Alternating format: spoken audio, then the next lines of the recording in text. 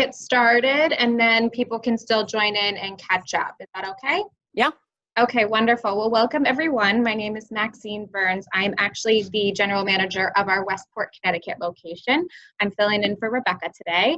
I want to thank you all for joining us for today's webinar, What Nonprofits Should Know About Fundraising During the Pandemic, hosted by our very own Serendipity Labs Bethesda member, Lauren Brownstein. Lauren has been working with nonprofit organizations for nearly 30 years as a fundraiser, program manager, and consultant. Her areas of expertise include foundation relations, grant writing, prospect research, donor cultivation and stewardship, corporate sponsorships, fundraising campaigns, and staff and board training. In addition, Lauren helps clients with a variety of writing projects and leads trainings on professional writing. She has a knack for clean, concise, compelling writing, finding a way to make each client's unique story jump off the page. She helps nonprofit clients build stronger, more sustainable organizations through pitch, fundraising, and philanthropy consulting. For those of you who aren't familiar with Serendipity Labs, we are an upscale hospitality-focused workplace solution. We were founded in 2011. We have over 40 locations nationwide with expansion in the UK coming soon. Whether you need an occasional workplace for yourself or more long-term offices for your team, we offer a variety of membership options that can be customized to your needs and your budget. We also host available off-site meetings and event space in our conference rooms and ideation studio. One thing that is unique about Serendipity Labs is the professional networking and valuable business connections that happen organically among our members. Inspired by these connections, created Link, which is a virtual platform where our members can team, learn, inspire, network, and collaborate. We invite you to visit Link, and please reach out if you have any content you would also like to share. Some general housekeeping before we get started. I would like to ask the attendees to use the Q&A button at the bottom of the screen or the chat button for you to ask your questions or comments. Lauren has welcomed people to ask questions throughout slides and we can answer, or you can save them for the end as well. Our presenters will read the questions and provide the answers. We'll also send a follow-up email, including information on how to connect with Lauren and an offer to redeem a complimentary day pass. I'll now hand it over to Lauren. Okay, thank you. And good morning or good afternoon, depending on where you're listening from, watching from. I really appreciate your joining me, and I hope we can stay connected. So a couple of things I want to add. Yes, please feel free to put questions in the chat. If I can, I'll stop and answer them, or I may say, hey, let's talk about that at the end. There's also some information at the end about additional resources from me and from others. I apologize in advance. I was planning on doing today's webinar from an office space. I'm doing it from home, which should be fine, but if there is the sound of a ringing phone or the sound of a 10th grader doing virtual school who asked me a question, I apologize. We'll move on as quickly as we can. Okay, so fundraising during the pandemic. And yes, it is okay for you to ask for donations and other tricky and uncomfortable questions. I've put together this presentation based on things I'm hearing from my clients, things that other consultants I know are hearing from their clients, things I'm reading about in the philanthropy press, some of the key questions and potential answers. And the answers will be different in many cases, depending on your organization or your specific circumstance. So, you've already heard a little bit about me, so I will not repeat all of that, but the name of my consulting practice is Pitch, Fundraising and Philanthropy Consulting. I've had my consulting practice for about 17 years, been doing this work for over 25 years. More recently, I created the Small and Mighty membership program, which provides resources specifically tailored to small and mid-size nonprofits, but anyone can join. I'll tell you guys a little bit about that at the end. Just a little personally about me. I am a former foster parent and the adoptive parent of a foster child. I cannot stop crafting during the pandemic. My whole house is covered in crochet. And I actually did a blog post about that recently on my blog, which is on my website. You can see that there. the URL, and how that is relevant to work life. There's lots of good free content on my blog as well. So what are we going to talk about today? Questions like, can we really ask for money when so many people are struggling right now? How do we stay connected with donors when we can't see them in person, face to face? Well, I guess technically we can see them face to face online, but when we can't see them in person, we had to cancel our fundraising event or our gala. Should we go virtual, and how do we do that? Do we need to do anything different when we are approaching foundations right now, when we are applying for grants? And what about online fundraising, especially social media fundraising? Is it worth it? How should we invest in it, etc.? And frankly, anything else you want to ask, I'm open to fielding questions. I hope that by the end of our time together, you will be able to set some fundraising priorities for these last few months of the calendar year, which still will likely be the most important giving months of the year. I hope you will have some tools so that you can further these discussions about fundraising with your colleagues, with your board, or anyone else you need to discuss it with. I hope you will feel more confident and feel more ease in making the ask, in soliciting gifts, and you'll be able to discern what not to focus on for the next few months. You'll be able to prioritize and make some good choices. And I just hope you'll be able to breathe a little bit and feel a little more comfort in what is a tough and uncomfortable time for everyone, but we're going to get through this. So question number one, can we really ask for money right now when it's such a hard time financially? So many people are struggling. If you're a fan of Veep on HBO like I am, you can see Selena Meyer, Vice President Selena Meyer here going, I don't know. So my answer to this question is a resounding yes, you can ask. There are some things to keep in mind. If you are a social service agency, an agency that is providing for basic needs, food, shelter, those kinds of things, your answer is pretty clear. You are meeting immediate needs and needs that are probably directly related to COVID-19. So absolutely, you can ask. I think where the question starts to get tricky for some folks is if you are a nonprofit who's working in arts and culture, in the environment, leadership development, the kinds of things that some people would perceive as non-essential, although that is a whole question in and of itself. I think a lot of those things are essential. So yes, I think you can and should still make the ask, but what are some things to keep in mind?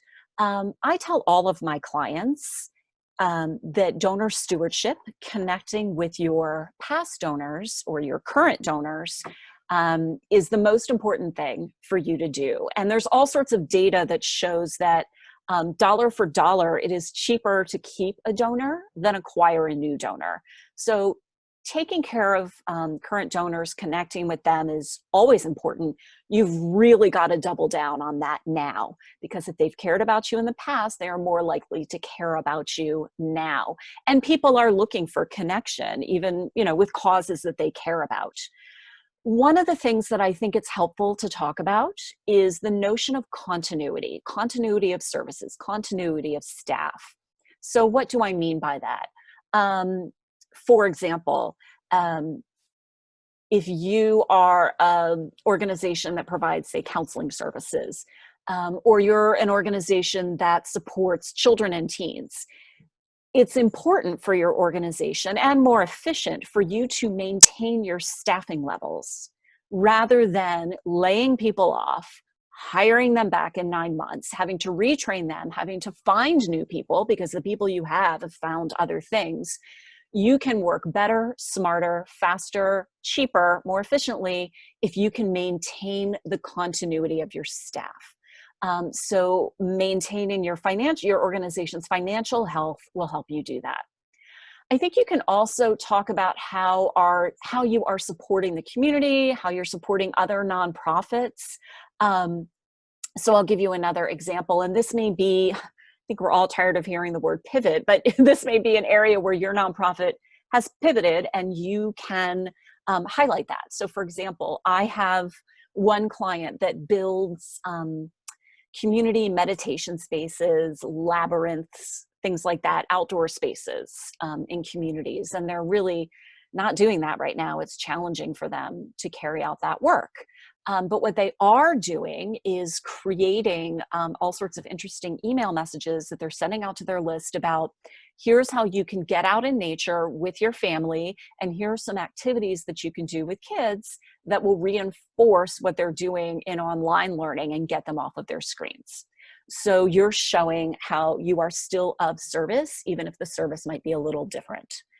One thing I always talk to about people when I do talk with people about when I do solicitation training, train people on how to ask for money, is remember, you're not asking for yourself.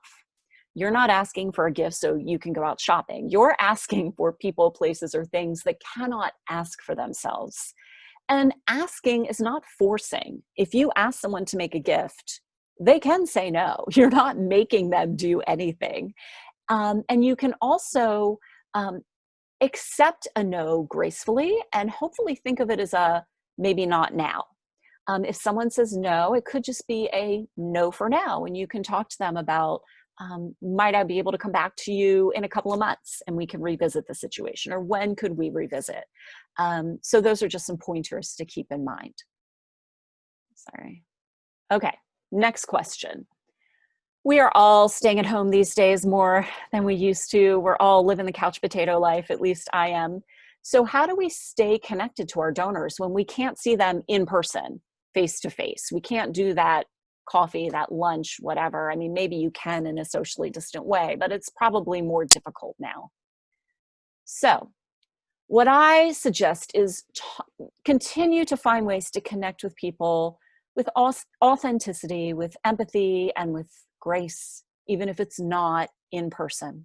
Let me give you a few ideas of what I'm talking about. Video, okay? Everything that we know about social media, email, open rates, the data tells us that video is king. Video will get opened, video will get watched far more than anything else you're sending. But don't get anxious about making your video super fancy or anything like that. It doesn't have to be polished, and in some cases it's better if it's not polished. People respond to that as well. Take out your iPhone and shoot a video. I mean, people have shot movies on iPhones, but people enjoy a video hello. I think this is also a great time to get back to handwritten communications. Handwritten notes from you, from people you serve, from board members, from staff, or even fun postcards for certain times of year. I think these are great ways to connect.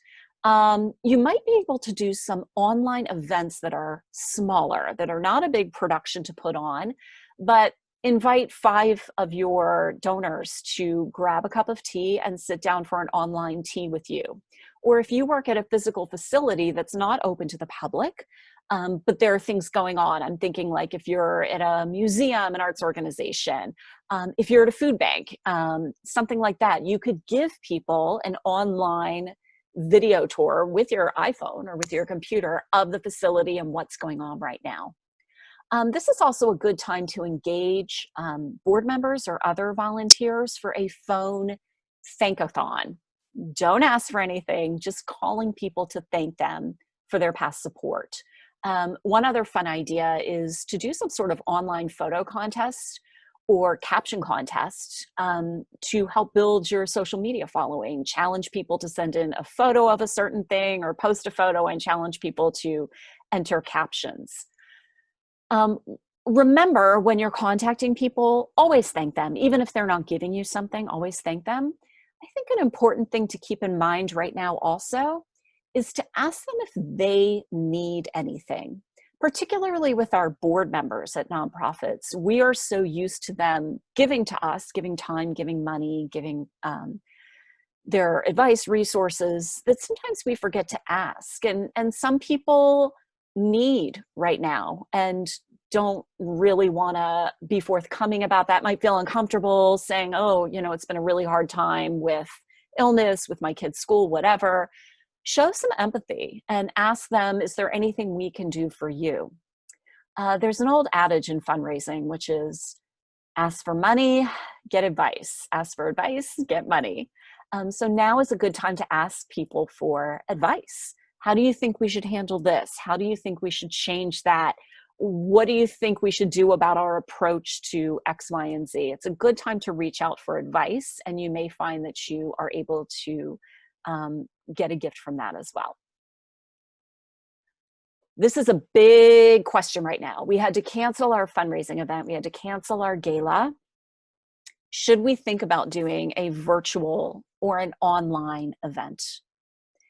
It's a complicated question, and my answer is it depends. This is one that's really going to depend on your organization. So what I'm going to do is give you some factors that you might want to consider. Let me also take a moment right here just to invite people, if you do have questions in the chat, just as a reminder, or if you do have questions as a reminder, you can put them in the chat and we will answer as we go along or at the end. So it's possible that your net gain from your online event could be more than your in-person event. I've heard of several organizations that have actually made more money, even though they've charged much less, if anything, or they've had way fewer people attending an online event. So that could work out or not. I mean, there are no guarantees here. Some of this depends on your goals. So are your goals engagement, visibility, income? You might depend on your annual fundraising gala to bring in a huge portion of your organization's annual income. Or it might really be something where you break even, but you're doing it more for visibility and more to engage with your audience. So think about what your goal is, and then you can measure how important it is to dedicate resources to this. I also encourage you to think about your, what I call true costs, okay? So that is not only the technology you would need for a virtual event, the promotional materials, the contractors you'll hire. Unless you're pretty media savvy, you're probably going to hire some sort of contractor or firm to put on the virtual event. I also really encourage you to think carefully about staff time. And staff time does have a dollar amount attached to it. You know, even if this is a full-time staff person, think about, is this going to take 50% of their time, and what's the financial value of that? For a lot of organizations with their in-person events, even if they make money on the event, after considering all of their hard expenses, when they add in the value of their staff time, they haven't made any money on the event. So please think about that, especially because many organizations, professionals are even busier now than they've ever been. If people have been laid off, they're taking on multiple roles. Think carefully about staff. Do you want to do one large event, or do you want to do a series of smaller ones, kind of like what I described in the last panel? Or I've heard of some events where they have the gala and everyone's together, but then they do pre or post events that are kind of like smaller breakout rooms for higher level donors or event sponsors. Think about if you can do things, you can encourage your donors to do things at home. So for example, a children's museum that's very hands-on might send some sort of activity kit to event attendees, and those attendees might be doing an activity at home. Another one of my clients is doing a virtual gala, and they somehow got access to early release for a Hollywood film. So they're giving people online access to this film. It's going to be a movie night, and they're sending popcorn and movie snacks to people's homes. And then for the higher level, the higher dollar ticket purchasers, they're sending a gourmet meal to their home. So think about what you can do to engage people at home. Another good thing about virtual events is you can include donors who you otherwise have not included. There might be people who you would love to have at your event, but they can't afford the typical price. Oh, I hope I'm still on. Maxine, there was just like a little blip. Okay, hopefully I'm still on. You can include people who have not been included before, because they couldn't afford the ticket price, because they, oh good, you can still see it here. They couldn't afford the ticket price, they live too far away, whatever. So if you're having a lower cost event, or a free event, or free to some attendees, or just if geography is an issue, you're going to be able to include an audience that you could not include before. Think about your income streams. You could make money from ticket sales, from sponsorships, from an online auction. And as with virtual events or any other live event, think about how you will follow up with the attendees, because I think that's the most important thing. It's not just who's in the room there and sending them a thank you for coming, but how can you continue to engage them throughout the year? Inviting them to other events, sending them your newsletter, reaching out one-on-one to some people. Please think about what your follow-up's going to be. Finally, what else is going to suffer? Every organization has a lot going on right now, trying to do more with less.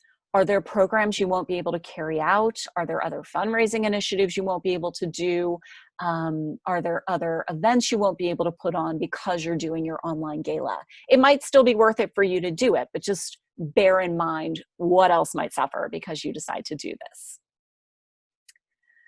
Next question, and here Jim Carrey looks like I do usually right before a proposal deadline. How should we approach grants from foundations right now? This is a question I've been getting a lot, partially because I do a lot of foundation work. So in some ways, it's the same way that you've always approached them, with a couple of caveats. As always, working with foundations and trying to get foundation grants is not just a writing exercise, it's a relationship. Ideally, you're going to be in contact with someone at the foundation before you ever send in a proposal. That's not going to change. Another thing that's not going to change is asking yourself, are you grant proposal ready? Can you complete the proposal? Can you complete all the other materials like budgets and financial reports they're asking you to send in? And can you do the thing that you're proposing to do? Are you proposing a program that's not already planned, that's not budget relieving? In other words, it's not written into your budget, and that you don't have the resources to carry out. I mean, obviously you're asking for money to get some of those resources, supplies, maybe hire staff, but don't apply for something that you're not prepared to do, that's not on mission, that's not really going to help you. And make sure going into the proposal process that you can actually complete it. Everyone wants to talk about how this is an unprecedented time, this is an unprecedented crisis. Believe me when I tell you, they already know that. So especially if you're writing a proposal that has space limitations, word counts, character count limits, don't waste space telling them that this is a crisis. They know. I would get back to this notion of continuity of service, how you are still of service. As always, you want to make sure that you're clear about what their guidelines are and what their parameters are. Even if you have the most compelling project in the world, if it's not within their guidelines, they're not going to fund it, most likely, especially now, because they're getting a lot of asks right now.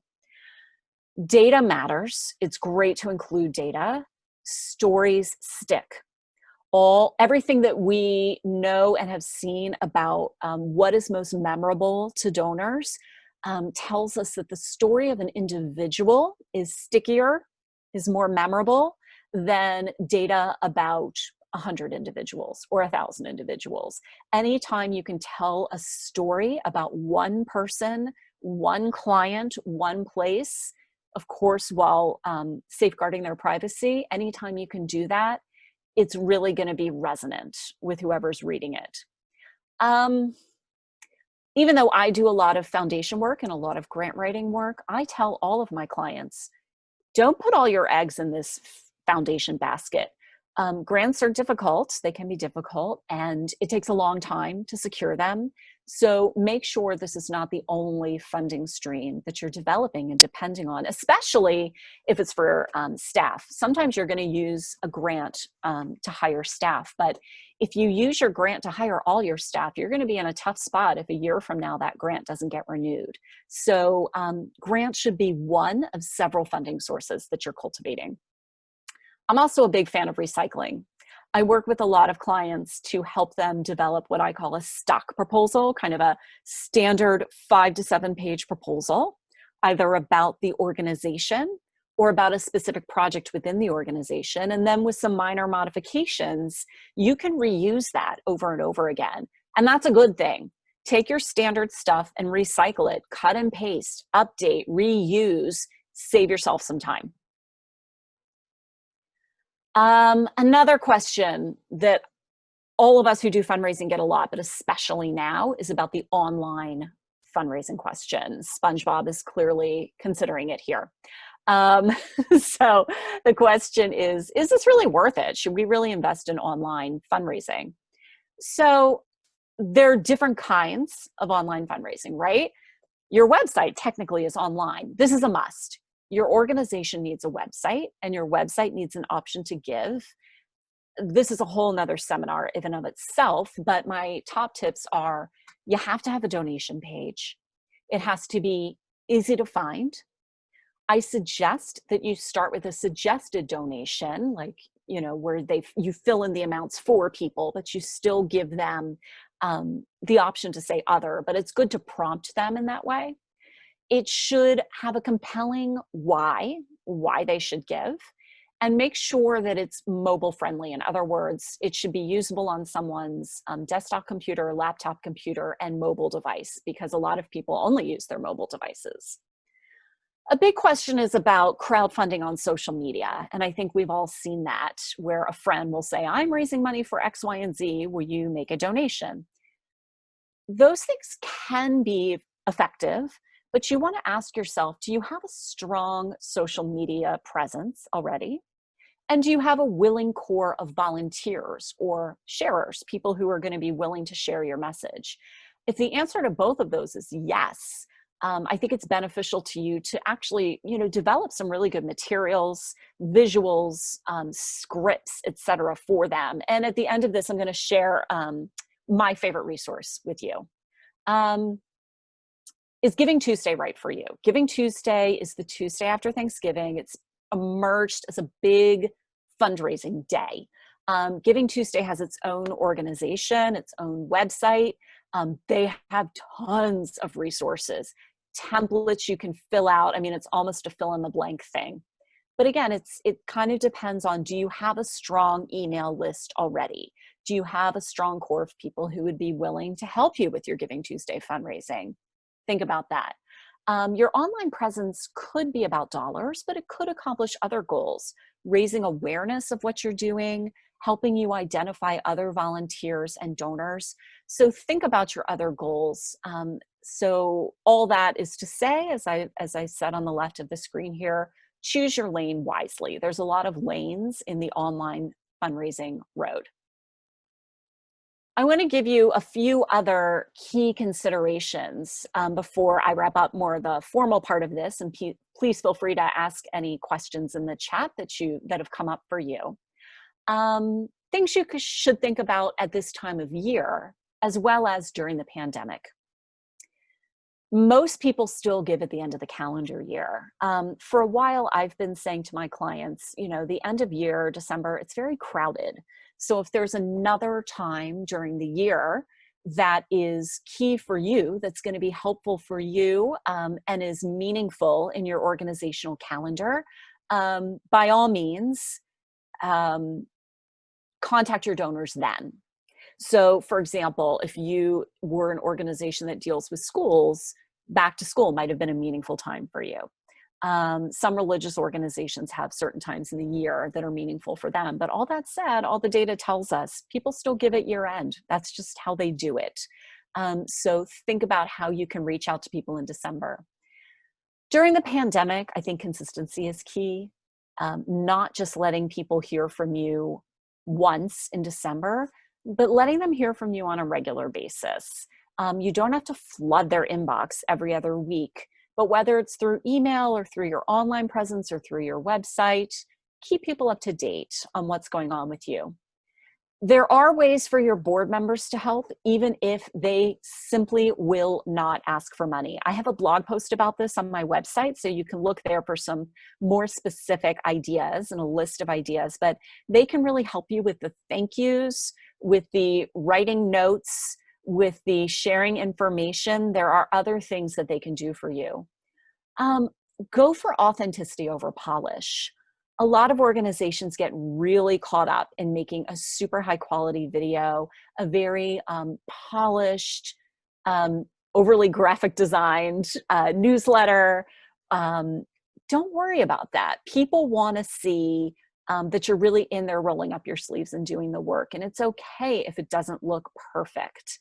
For example, I learned a lot about email marketing over the last year, and emails with fewer graphics actually get opened and read more. People just want the text. So don't worry about making it too fancy. People just want to know what you're up to.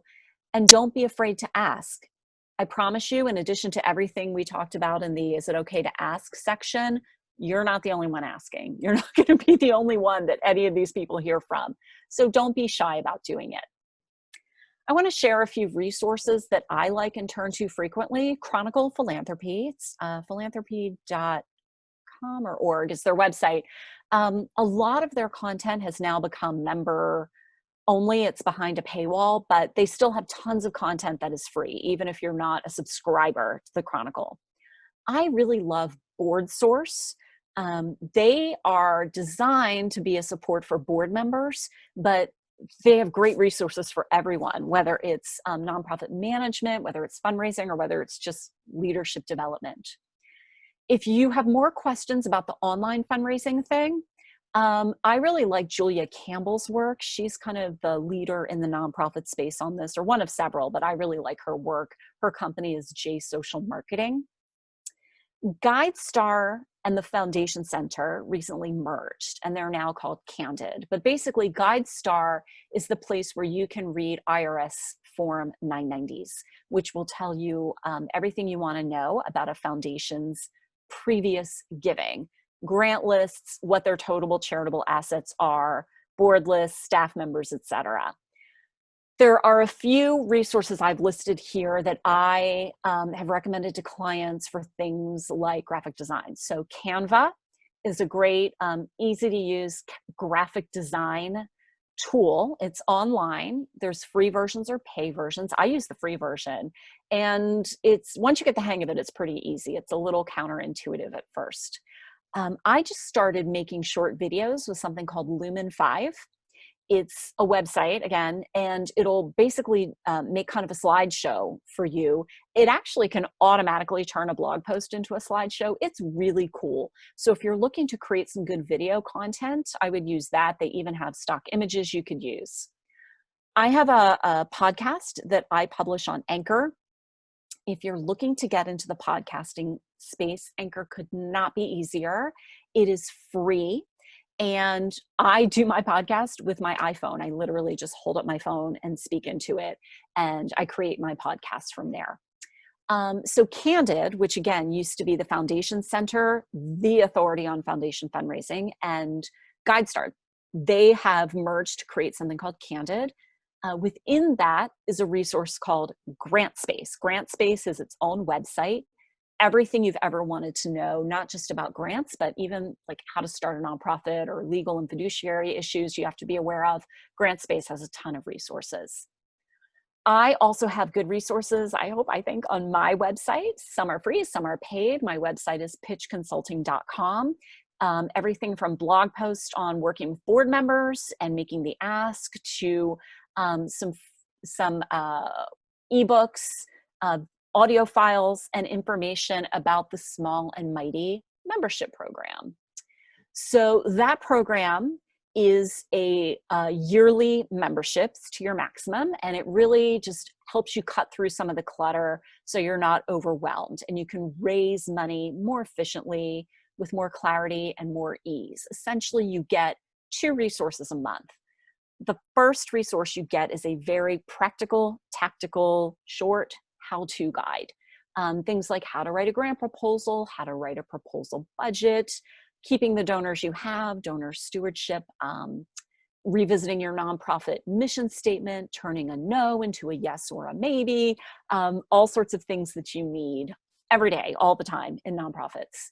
The second thing you get from me is called News and Views, and it is a curated collection of nonprofit content, data, trends, new ideas in philanthropy. My inbox is flooded with this stuff, and I could never get through all of it on my own.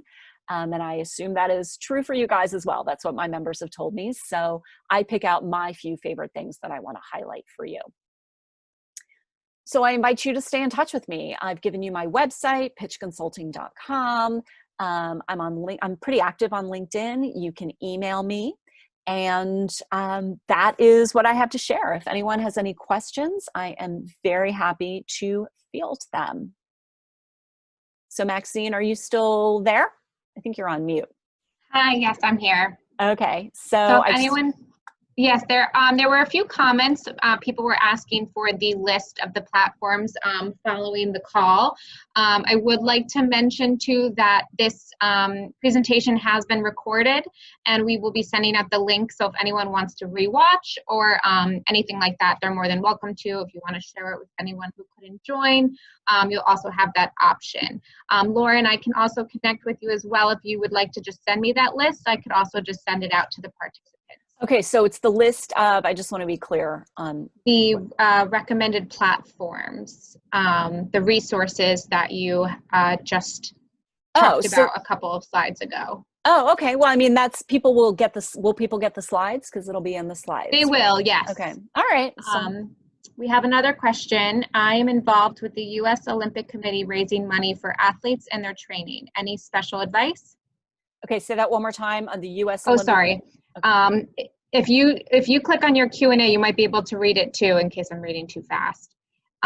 From Julia, she said, I am involved with the U.S. Olympic Committee raising money for athletes and their training. Any special advice? Yes, sorry, I'm just trying to get to the Q&A, but I am having trouble getting to it. So I'm going to depend on you to okay, that's fine. read questions. U.S. Olympic Committee raising money for athletes and their training. Yes. Ooh, that's a really good question. I mean, so it's interesting because I imagine that there are tons of corporate sponsorships via the U.S. Olympic Committee, but I also would imagine that a lot of companies that may be interested in sponsorships also have corporate foundations. So I'm wondering, sometimes a corporate sponsorship and a corporate foundation are two different sides of a coin. The foundation is a more charitable investment. So that may be a different avenue to get to the same potential donor. I would think that any organizations, any foundations that would be interested not just in athletics, but sort of in international cooperation, cross-cultural understanding, anything like that, are going to be interested in the Olympics as a cause. Specifically supporting the athletes in their training. I also wonder if you are able to fundraise around, I'm going to call it profiles of athletes. In other words, are there athletes who are women? Are there athletes who are people of color? Are there athletes who are recent immigrants or who come from immigrant families? Are there athletes from certain areas of the country? Are there other ways to kind of slice and dice that would be of interest to various donors? I would also think that that's ripe for crowdfunding and for online social media stuff, but that's a big question. Those are a few ideas I have off the top of my head. Okay, next question. We had, what is the cost to become a small and mighty member? Is it scaled to nonprofit budget or a fixed fee? It's a flat fee. And if you get on my website, I'm laughing because it's so small. If you get on my website, you'll see all the information. It comes out to about the cost of 2 trips to Starbucks per month. I think it comes out, if you do it like on a month, it's like $7 a month or something, but it's a 1-year fee. So yes, it's very much scaled to small nonprofits budgets. If you can do 2 trips to Starbucks, you can do this. Okay, does anyone have any other questions?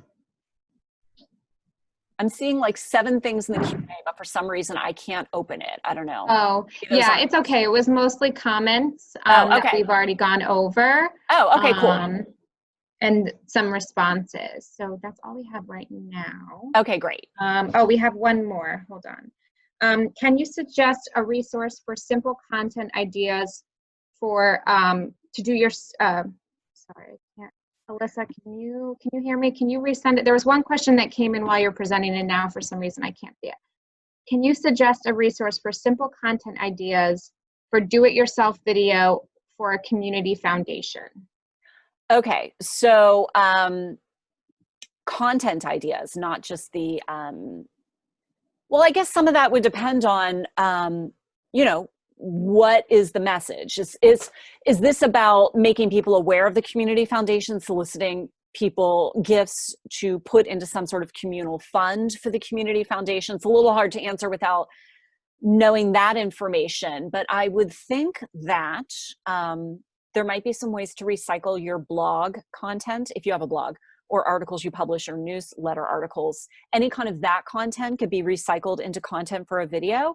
And I would also think that if you are really about getting those funds turned around and back out to the community, maybe you could collect some testimonials from people or organizations you've helped. People can just shoot quick videos on their phones and send them into you, and then you could compile those into some sort of a video.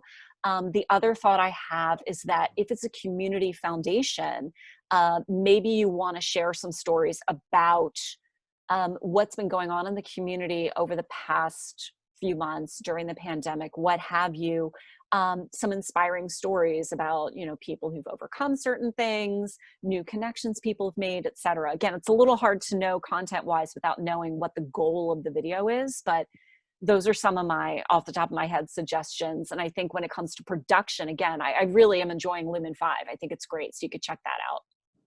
Lauren, they did say more awareness building than asking, but they also did comment, thanks, testimonials are a great idea. Okay. Oh, and I'm seeing something about Giving Tuesday. I don't know if you're seeing the same thing. I'll go ahead and read that. Sure. Going back to Giving Tuesdays, it's worth using that as a kickoff to annual appeal. Our plan is to do our own 5-email campaign, then a hard copy mail of annual report, which generates the bulk of individual giving, because Giving Tuesday has never generated much because everyone is out there for Giving Tuesday. Do you recommend participating? Okay, so let me see if I have this straight.